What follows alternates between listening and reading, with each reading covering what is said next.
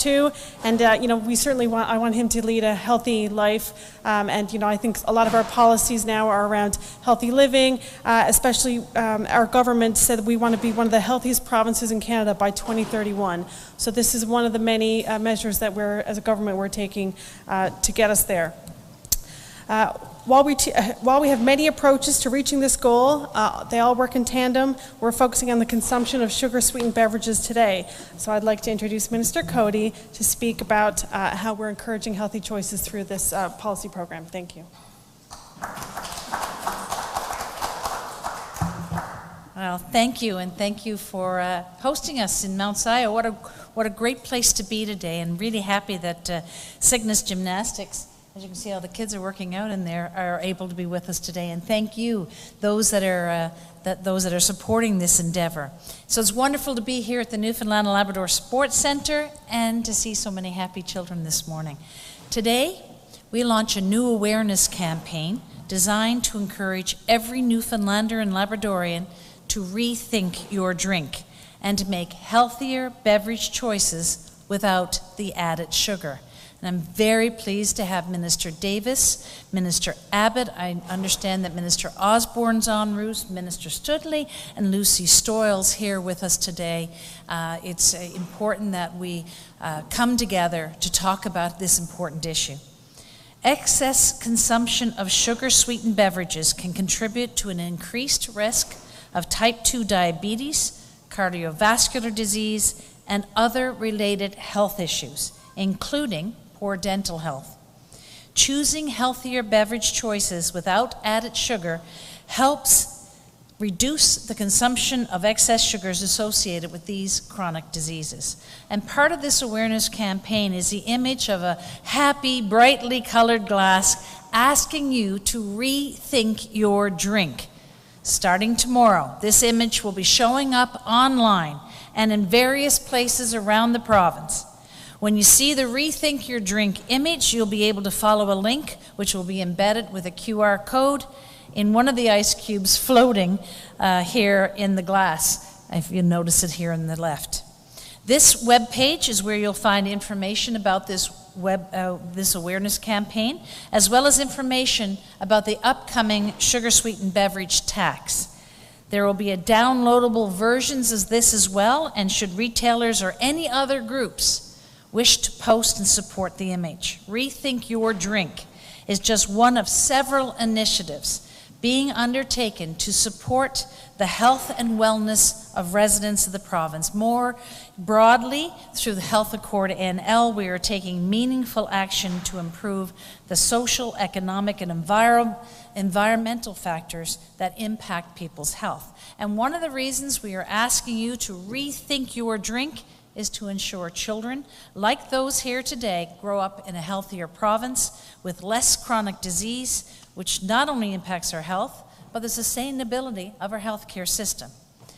In Budget 2021, so well over a year ago, when we announced the sugar-sweetened beverage tax, I noted that over half of Newfoundland and Labrador residents aged 12 years of age and older have at least one chronic disease, and many people live with more than one. Making better beverage choices without the added sugar and placing greater emphasis on healthy living is central to achieving better health outcomes. We're also launching the Rethink Your Drink awareness campaign today because, as you know, on September 1st, we are introducing a tax on sugar-sweetened beverages. We want you to start thinking now about how you'll be able to choose healthier beverages for you and your family. And this is aimed at reducing sugar consumption, which aligns with the recommendations from the World Health Organization in 2017, the Canadian Healthy Eating Strategy of 2016, the updated Canada's Food Guide of 2019, and the position statement of the Canadian Pediatric Society of 2020, supported by the Dietitians of Canada, the Childhood Obesity Foundation, the Heart and Stroke Foundation of Canada, and Diabetes Canada. Just give me a moment to share some of the voices in the health community. So the Canadian Cancer Society says, quote, Sugary drinks are the single largest contributor of sugar in the average Canadian diet. Eating a healthy diet with lots of vegetables, fruit and fiber, and low in added sugar helps reduce the risk of cancer. Excise taxes are an effective way to reduce the consumption of sugary drinks, unquote. Newfoundland and Labrador Dental Association, quote, we support healthy choices for oral health and overall health. We recommend that you make water your drink of choice and reduce your intake of sugary drinks and sweets which could contribute to tooth decay, unquote. World Health Organization. Consumption of free sugars, including products like sugary drinks, is a major factor in the global increase of people suffering from diabetes and obesity. If governments tax products like sugary drinks, they can reduce suffering and save lives. They can also cut health care costs and increase revenues to invest in health services. The Heart and Stroke Foundation. Sugary drinks are the #1 source of added sugar in the Canadian diet, and too much added sugar is not good for your heart health. Studies show that drinking sugary drinks twice daily increases the risk of developing heart disease, stroke, and type 2 diabetes, and raises the risk of dying from cardiovascular disease by more than 30%. And from the Canadian Pediatric Society, quote, the excessive consumption of sugar-sweetened beverages has been strongly associated with weight gain, chronic disease development, and dental caries. Recent research has corroborated the raising of taxes on sugar-sweetened beverages with decreased consumption in some jurisdictions. This policy could have significant positive benefits for public health. And I'd like to note that while Newfoundland and Labrador is the first province in Canada to implement a tax specifically targeting sugar-sweetened beverages, there are more than 50 jurisdictions worldwide that have implemented a sugar-sweetened beverage tax to improve health outcomes. Now, revenues generated from the sugar-sweetened beverage tax will help fund the prenatal infant nutrition supplement, the school breakfast and lunch programs, and the physical activity tax credit. We want to ensure all Newfoundlanders and Labradorians make healthier beverage choices. We choose Rethink Your Drink as the slogan for this campaign because we hope it will stick in people's mind when they reach for a beverage. We hope that you'll stop and ask yourself, is this really the healthiest choice you can make, not just for you, but for your family? Thank you for being here today.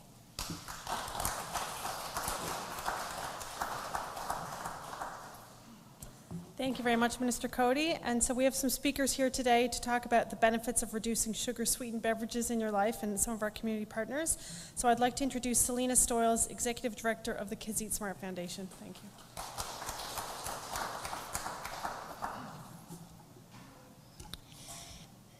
Thank you so much for inviting me to speak today. And every school day, Kids Eat Smart serves over 38,000 meals to school-aged children and youth in Newfoundland and Labrador. And our foundation, we actually partner with the Government of Newfoundland and Labrador, our school communities, our volunteers, to set up school nutritious food programs called Kids Eat Smart Clubs. And these clubs are organized by volunteers and school staff. They ensure that every child who comes to school has access to food at no cost to families. So in Canada, the statistics are showing that 1 in 3 children come to school hungry. We're no different here in Newfoundland and Labrador. And our clubs, they're inclusive. And what that means is, for whatever reason a child comes to school hungry, there's access in a friendly, welcoming, warm environment at school. So our vision is that every school-aged child in Newfoundland and Labrador attends school well-nourished and ready to learn. And us serving 5.4 million meals every school year, our team works with the Department of Health, our regional health authorities, the registered dietitians of Newfoundland and Labrador, and we're also guided by the provincial school food guidelines to ensure that the healthiest options for food and beverage is top of mind for our team and all the Kids Eat Smart clubs that we support in Newfoundland and Labrador, like having access to milk instead of sweetened beverages. We know that that will help our school-aged children and youth to grow and learn to their full potential, creating opportunities for a stronger, brighter future. We know that our Kids Eat Smart clubs, 273 in Newfoundland and Labrador, they contribute to the overall well-being of a child, and it creates a positive environment in our schools. And we also know that eating breakfast has lasting physical, mental, and educational benefits. So let's take it one step further. Let's educate our children and youth about healthier options and thinking about their drink. Because we know that healthy, successful students help build strong communities. And this is just one small step to help make a direct impact on the lives of our school-age children and youth right here in Newfoundland and Labrador. And we know together we can make this happen. So thank you again.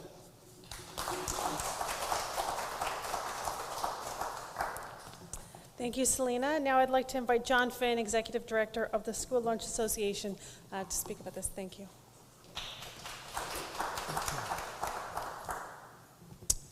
Good morning, everyone. Thank you, Minister Cody, for the invitation to join you here today. The School Lunch Association, so about us. So we're a registered charity, and for over 32 years, we've been providing a hot, nutritious lunch to children, regardless of their family's financial situation and ability to pay. So some 32 years ago, here in the inner city of St. John's, in one school, this initiative started. We're now the longest-running charitable food program in the entire country, and we currently operate in 40 schools, serving over 7,000 meals a day to some 10,000 families that are registered for our program. When we think about beverages, it was just a few short years ago, we were receiving phone calls from parents, administrators, concerned about the amount of sugar simply in the juice that we would serve as an option with our lunch. From there, the concerns actually then even went further to the amount of sugar that was in chocolate milk.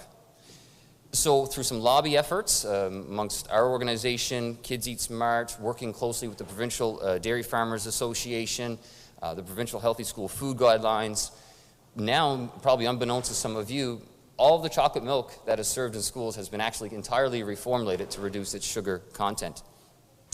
But it's not just beverages where we see the health benefits in the children that we serve. Serving a hot, nutritious lunch every day, children, allowing them the opportunity to make that choice. We get phone calls, my child tried celery today because all of the boys sitting next to him were eating school lunch and he wanted to try celery, and I just want to say thank you. So you can imagine when you have 10,000 plus parents, the amount of emails, phone calls, and these type of things that we get to acknowledge the good work we do is beyond. What I can tell you today is that as a result of the revenue from this initiative, it's a game changer for our organization. Financially, we will be able to now continue to provide meals not only to the thousands of children we serve every day, but we'll also look to further expand our program as we have in recent years outside the metro area, the Avalon and Central included. So on that note, I want to say sincere thank you to Minister Cody, Minister Osborne, Minister Abbott, Minister Studley, MHA Stoyles, Minister Davis. I guess your presence here today certainly speaks volumes to the continued support that our charity receives from government. Thank you so much.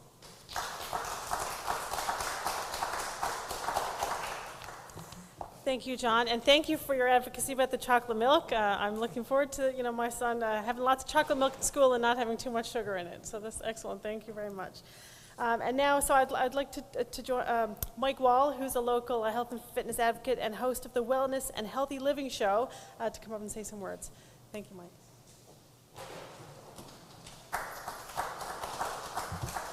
Okay. Well, it's nice to see everybody today. A lot of familiar faces here today.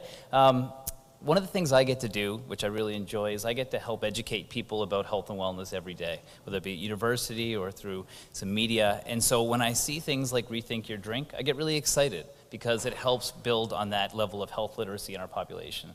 And for those of you who don't know what health literacy is really being able to understand, interpret, and then act on the information we're given by our healthcare providers. And we're lacking it here in Newfoundland, Labrador, but really just across the country. 3 in 5 Canadians, when they go see their doctor, don't understand what that physician is telling them. So when they go home, they can't actually act on that and make those lifestyle choices that are really important for them. And so the more we can improve our health literacy, the better we're going to be. And quite often, we're not taught about this outside of grade school. So we're left on our own devices as we age and develop new complex medical problems to be able to navigate them themselves. And so I remember one time I was at a store, and a convenience store, and it must have been a regular in front of me, this gentleman who's in front of me, because the cashier knew him and addressed him by name, and he had a water.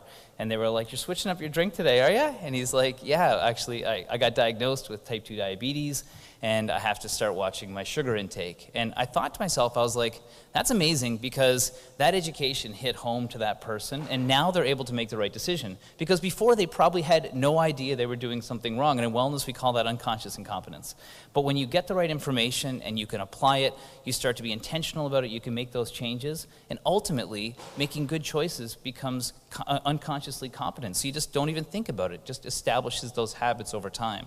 And that's what we really need to try and find a way to be able to do that with our population. If we think about what we did recently with public health measures, people have learned inherently how to protect themselves during the pandemic, and we did that through focused education. Things like the Rethink Your Drink, which are targeted towards addressing specific problems. And there's even informal ways we can do it. If you think about Newfoundland and Labrador, no one here has really gone through meteorological training except for a few people, but we're all experts at judging the weather, right? So we turn on the radio or we look at the news and we look at the weather network, and we can say, okay, you know, it's 15 degrees today, I'm probably going to wear shorts because it's warm enough. Or it's 0 degrees and I'm going to drive slow.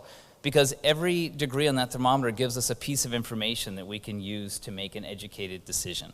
And so when we improve our health literacy, we can start to apply that in day-to-day life, and reducing our sugar consumption allows us to be able to tackle some of the complex metabolic disorders and disease and obesity challenges that we have here at home. So I want to say kudos to the government for coming forward and doing this initiative. It's fantastic, and thanks to everybody here for joining us today.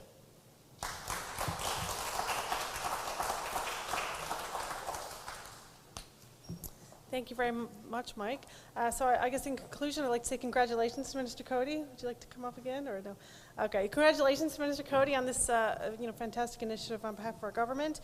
And so we're very pleased that we're officially launching this program today. I hope this encourages everyone to rethink your drink choices.